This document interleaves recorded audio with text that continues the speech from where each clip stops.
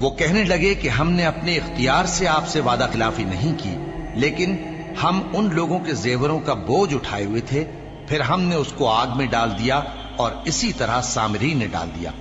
تو اس نے ان کے لیے ایک بچڑا بنا دیا، یعنی ایک بے جان جسم جس میں گائے کسی آواز تھی۔ تو لوگ کہنے لگے کہ یہی تمہارا معبود ہے اور یہی موسیٰ کا معبود ہے، مگر وہ بھول گئے ہیں۔ تو کیا یہ لوگ نہیں دیکھتے کہ وہ ان کی کسی بات کا جواب نہیں دیتا اور نہ ان کے نقصان اور نفع کا کچھ اختیار رکھتا ہے؟ اور ہارون نے ان سے پہلے ہی کہہ دیا تھا کہ لوگوں، اس کے ذریعے تمہیں فتنے میں ڈال دیا گیا ہے، اور تمہارا پروردگار تو رحمان ہی ہے، تو میری پیروی کرو اور میرا کہا مانو۔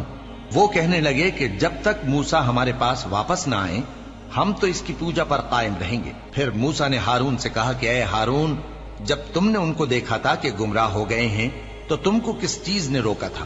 یعنی اس بات سے کہ تم میرے پیچھے چلے آؤ، بھلا تم نے میرے حکم کے خلاف کیوں کیا؟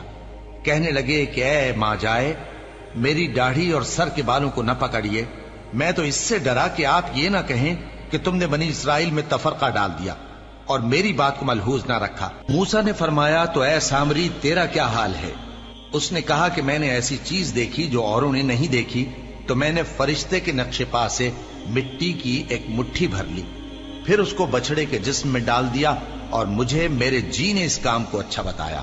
موسیٰ نے کہا جا، تجھ کو دنیا کی زندگی میں یہ سزا ہے کہ کہتا رہے کہ مجھ کو ہاتھ نہ لگانا، اور تیرے لیے ایک اور وعدہ ہے، یعنی عذاب کا جو تجھ سے ٹل نہ سکے گا، اور جس معبود کی پوجا پر تو جمع ہوا تھا اس کو دیکھ، ہم اسے جلا دیں گے، پھر اس کی راکھ کو اڑا کر دریا میں بکھیر دیں گے۔